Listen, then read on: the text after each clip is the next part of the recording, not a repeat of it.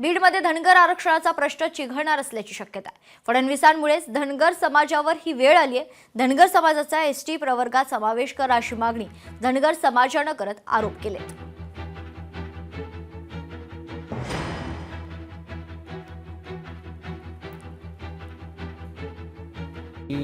धनगर समाज आरक्षणाची मागणी आमची ही 70-75 वर्षापासून सुरू आहे।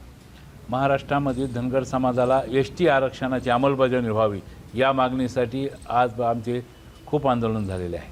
आता हे आंदोलन 21 तारखेचं होतं, ते शासनाला या आरक्षणाची दखल घ्यावी या मागणीसाठी राज्यव्यापी आंदोलन होतं। दीपक बोराडे हे आमरण उपोषणाला बसणार होते। सर्व राजकीय नेत्यांना धनगर समाजाचा अभ्यास आहे, त्यामुळे राजकीय इच्छाशक्ती नसल्यामुळे आरक्षणाचा मुद्दा आमचा लांबणीवर पडलेला आहे। उद्या हायकोर्टाचा निकाल लागल्याच्या नंतर न्यायालयाने जर परवानगी दिली तर दीपक भाऊ बोराडेंच्या नेतृत्वाखाली सुरुवातीलाच उद्या 21 पासून सहभागी होणार आहोत।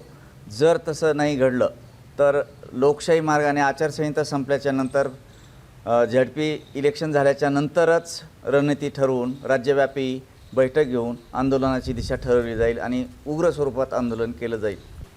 ह्या पृथ्वी तलावरती आणि महाराष्ट्र राज्यामध्ये फक्त एकमेव चाणक्य माणूस तो म्हणजे देवेंद्र फडणवीस साहेब। आणि देवेंद्र फडणवीस साहेबाला एवढं कळा ना की तुम्ही आज एवढं 70 वर्षापासून घुलवलं आहे मतदान, धनगर समाज तुम्ही मतदानाच्या जीवावर तुम्ही सत्ता भोगवली, पण त्यांना हे कळा ना की हा वारसा सद्गुरू बाळूमामांचा वारसा आहे। हा धनगर समाज म्हणजे कुठला हे नाही आहे की तुम्ही असं येड्यात काढणार आणि सोडून देणार। ह्या वारसाचा 100% तुम्हाला एक ना एक दिवस त्याचा रिझल्ट तुम्हाला 100% भेटेल।